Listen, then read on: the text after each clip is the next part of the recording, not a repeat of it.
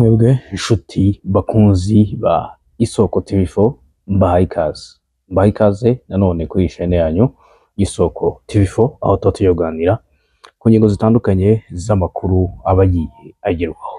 Nitwa Shadadi Habimana ni n'umundi dusanzwe tubana ku Isoko TV4. Nimutarakora subscribe kandi ko kanya kawe keza ko kwikora kugira ngo tubashe kujya twibanira mu biganiro byacu bitandukanye, kandi izera ko mukomeje kubikunda. Niba wowe aka kanya ari gukibona ikiganiro gisharing ugihe n'abandi kugira ngo tujye dukomeza kwibanira. Uyu munsi tugiye kuganira ku ngingo ikomeye ariko nanone yoroshye igendanye na geopolitique, ububanyi mpuzamahanga ndetse n'ibireba isi yacu muri rusange. Perezida wa Leta Zunze Ubumwe za Amerika Donald Trump akomeje gukangisha igihugu cya Oman ku kigabaho ibitero, harimo kukirasa ndetse no kuba yagikomanyiriza ku ruhando mpuzamahanga, mu gihe icyo gihugu cyaba kigiranye amasezerano cyo kivuga ko ari hafi kugerwaho na leta ya Iran. Mu minsi ishize ikibazo cy'intambara hagati ya Leta Zunze Ubumwe za Amerika n'igihugu cya Iran cyongeye gufata indi ntera idasanzwe. Kuri iyi nshuro igihugu kiri hagati muri iki kibazo ntabwo ari Israel, ntabwo ari Arabia Saudite, ntabwo ari Qatar cyangwa se Leta Zunze Ubumwe z'Abarabu, ni igihugu cyitwa Oman. Iki gihugu kimaze igihe kinini gifatwa nk'umuhuza hagati ya Iran n'ibihugu byo mu burengerazuba bw'isi. Umunsi w'ejo hashize Perezida wa Leta Zunze Ubumwe za Amerika Donald Trump yagishyizeho igitutu gikomeye ndetse akavuga ko Amerika ishobora kukigabaho igitero. Ku wa 17 Kanama uyu mwaka 2026 Trump yabwiye umunyamakuru wa Fox News ko Oman niramuka ibangamiye umugambi Amerika ifite ku kibazo cya Iran n'umuhora Hormuz, Washington ishobora kuyitera.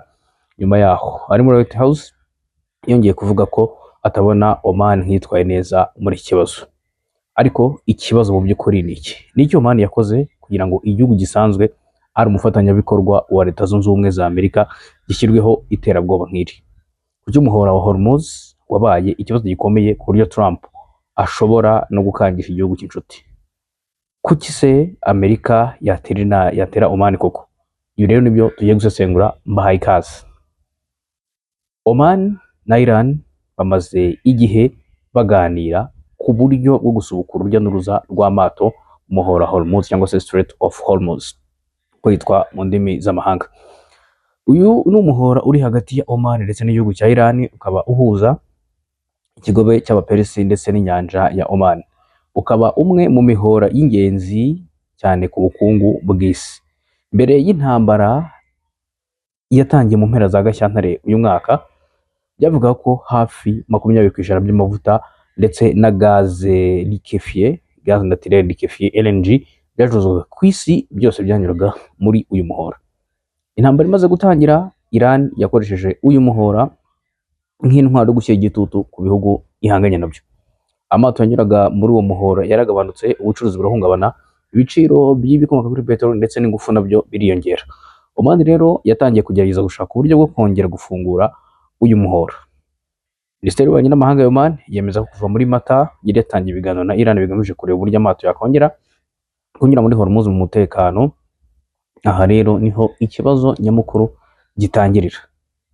Amakuru aheruka avuga ko Oman n'igihugu cya Iran bageze ku biganiro kandi hari ibyo bamaze kwemeranyaho. Iran yavuze ko bamaze kumvikana ku murongo amato azajya anyuramo, hasigaye gusa kunoza amakuru ya nyuma yo gutangaza aya masezerano. Amakuru iyo ntaramakuru by'Abanyamerika Associated Press bifite yatangaje ko hari gahunda yo kuganirwa ishobora gutuma amato yinjira ku ruhande rwegereye Iran agasohokera ku ruhande rwegereye Oman, kandi mu gihe cy'agateganyo ntihabeho amafaranga ategetswe kwishyurwa kugira ngo ayo mato abe yakwambuka. Ariko mbere yaho hari ikibazo cyari cyabaye gikomeye. Iran yari yashatse ko uburyo bushya bwo gucunga Hormuz buyiha ijambo rikomeye ku mato ayinyuramo, ndetse hakabaho amafaranga yo kunyura muri uwo muhora nk'uko no ku yindi mihora hirya no hino ku isi bagenda abishyura. Icyo gitekerezo nicyo cyahise gituma rero Washington ikurikiranira hafi cyane ubutegetsi bwa Muscat kugira ngo irebe aho buhagaze kuri iki. Kubera rero ko uruhande rwa Amerika ku kibazo cyabwo ntabwo byari gusa ubwo amato yasubira kunyura muri Hormuz, ikibazo cya Leta Zunze Ubumwe za Amerika kiragiraga kiti ninde uzagenzura Hormuz nyuma y'intambara. Aha rero niho hari umutima w'iki kibazo. Muti gute? Amerika yivuga ko umuhora Hormuz ugomba kuguma ari inzira y'amazi amato ashobora kunyuramo nta gihugu na kimwe gifashe Hormuz nk'umutungo wayo bwite.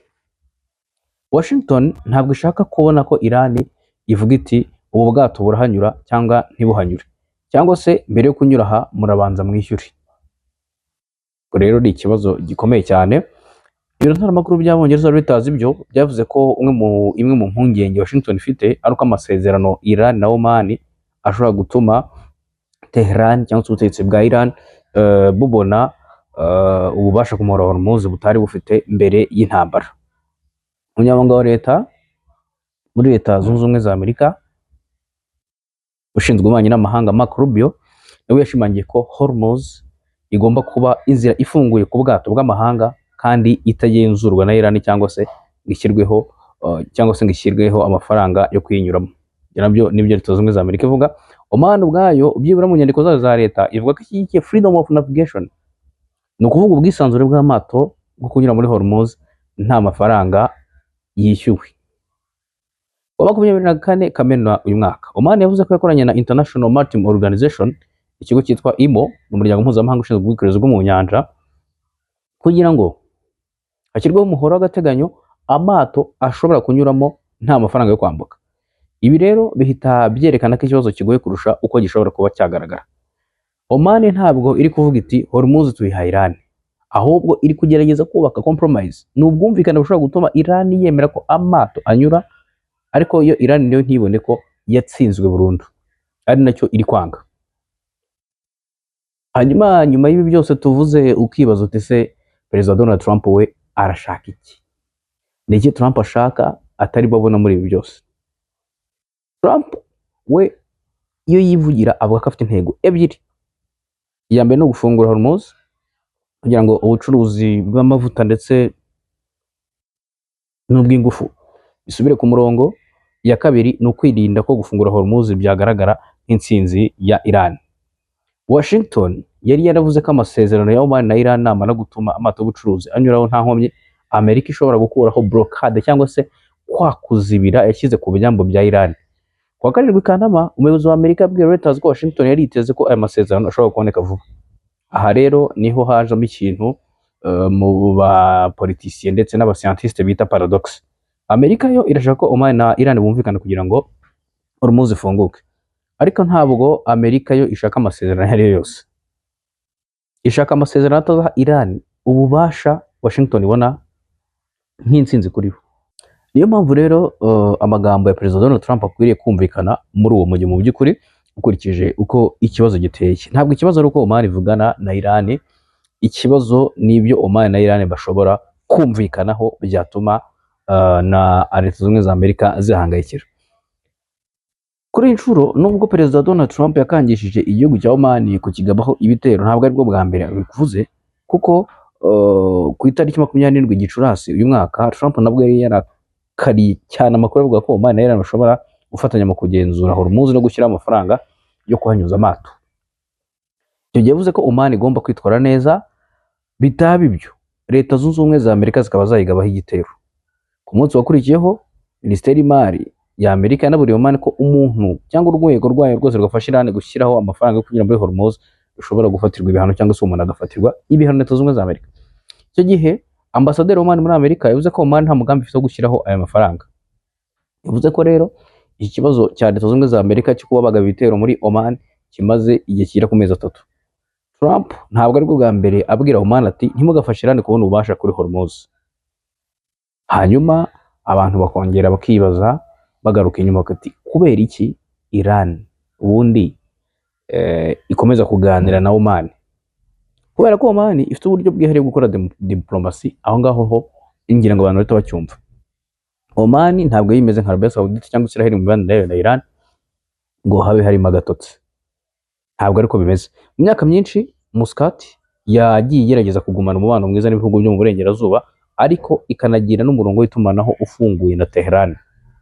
Niyo mpamvu rero yagiye ikoreshwa nk'umuhuza hagati ya Leta Zunze Ubumwe za Amerika ndetse na Iran.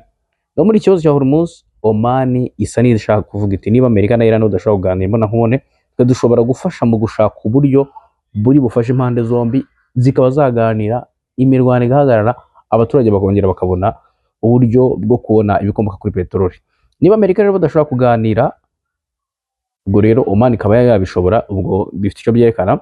Hanyuma kandi Minisitiri w'Ububanyi n'Amahanga wa Oman yanavuze ko igihugu cye gishaka uburyo bwo kuva mu ntambara hakoreshejwe ibiganiro, ndetse agasaba uburyo bushya bw'umutekano w'akarere bushobora guhuza ibihugu byose byo mu kigobe. Byumvikana ni ibihugu byose bifitiwe akamaro n'umuhoro wa Hormuz. Ariko diplomasi nk'iyiba nziza igihe impande zombi zemera umuhuza. Iyo rumwe mu mpande rutangiye kubona umuhuza nk'uwenda gufasha urundi ruhande, ikibazo kiravuka. Kandi Oman niho kuri uyu munsi iherereye, kuko Amerika irayibona nk'igihugu cyegereye cyane igihugu cya Iran. Hanyuma rero ikibazo kibanziriza cya nyuma ni ukwibaza ati ese Amerika yatera Oman koko? Aha rero niho tugomba gutandukanyiriza ibintu bibiri, igikangisho cya politike n'icyemezo cya gisirikare. Trump yavuze amagambo akomeye, ariko kugeza kuri ubu nta kimenyetso rusange cyemeza ko Washington yafashe icyemezo cyo kugaba ibitero kuri Oman. Rero ko abantu bareka gukomeza kubidramatisa bavuga ko Amerika igiye gutera Oman n'ibindi, ibi ntibiraba. Icyo dufite nuko Trump yakangije Oman ko Amerika ishobora kuyitera niramuka ibangamiye gahunda Washington igamije kuri Hormuz. Kandi Amerika iramutse koko igabye igitero kuri Oman, byaba ari icyemezo gikomeye cyane. Oman ni igihugu kijyana imikoranire ya gisirikare n'ubukungu na Amerika, ariko nanone umuhuza Washington ikenera igisha kuvugana na Tehran. Kubura Oman rero byatuma inzira ya diplomasi hagati ya Amerika na Iran irushaho kubona. Niyo mpamvu bishoboka ko amagambo ya Trump ari uburyo bwo gushyira pressure ku butegetsi bwa Muscat kugira ngo hatazagira ibyo yemera Washington yo idashaka. Ariko mu gihe intambara ikomeje, amagambo nk'aya ashobora kuvamo ikibazo gikomeye niharamuka hafashwe icyemezo kitizewe. Ikindi kintu rero gituma Perezida Donald Trump ashobora gushyira igitutu ku gihugu cya Oman ni nuko yarize ko ikibazo cya Iran gishobora kurangira vuba, ariko intambara ikaba igeze mu kwezi kwa gatandatu igikomeje. Muri Kamena, Amerika na Iran bari bemeranyije amasezerano y'agahenge avuga guhagarika ibikorwa bya gisirikare no gukoresha iminsi 60 ngo n'amezi 2 kugira ngo bumvikane ku masezerano arambye. Ariko aya masezerano yahise asenyuka. Trump ku wa 7 Nyakanga yavuze ko amasezerano arangiye, naho Iran nayo iza nyuma ivuga ko yahagaritse. Ku wa 17 Kanama ya minsi 60 irarangiye, nta masezerano ahari. Trump yongeye kuvuga ko Amerika itayishaka kongera iminsi 60 kandi ko intego yayo yibanze ari uko igihugu cya Iran kitagira intwaro za kirimbuzi. Mu gihe rero ibi byose biri kuba, ibiciro by'ibikomoka kuri peteroli bikomeje kuzamuka kubera umutekano wa Hormuz. Kuri uyu munsi itariki 18 Reuters yatangaje ko akagunguru ka peteroli kazamutse kakagera ku madolari 91. Byumvikana ko bigoye, bivuze ko ikibazo cya Hormuz atari ikibazo cya gisirikare gusa, ni ikibazo cy'ubukungu, ni ikibazo cya politiki muri Amerika, ni ikibazo cy'ibiciro by'ingufu ku isi. Hanyuma hari bishobora kuba byaba, ibishobora kurangira, ibishobora gukomeza n'ibihe. Hari uburyo butatu ibintu bishobora kurangira. Oman na Iran bakarangiza amasezerano, ariko bakayakora mu buryo Amerika yemera, amato akongera kunyura muri Hormuz nta mafaranga bishyuye. Iran ntemeye kuyigenzura yonyine, Amerika nayo igakuraho cyangwa se ikagabanya kwa kuzibira kwayo. Hanyuma uburyo bwa kabiri nuko Iran na Oman bumvikana ku masezerano Washington ibona nkaho aha Iran ububasha. Trump ashobora gusubiza akoresha ibihano by'ubukungu, igitutu cya diplomasi cyangwa se ibikorwa bya gisirikare bigamije kuburizamo aya masezerano. Uburyo bwa gatatu, nta masezerano aboneka. Ahangaha rero Hormuz igakomeza kuba ikibazo, amato agakomeza kugenda ari make, ibiciro by'amavuta bigakomeza kugira igitutu, Amerika na Iran nabo bagakomeza intambara. Ariko iyi ni scenario twese ku isi tudakeneye pe, ntabyo dushaka.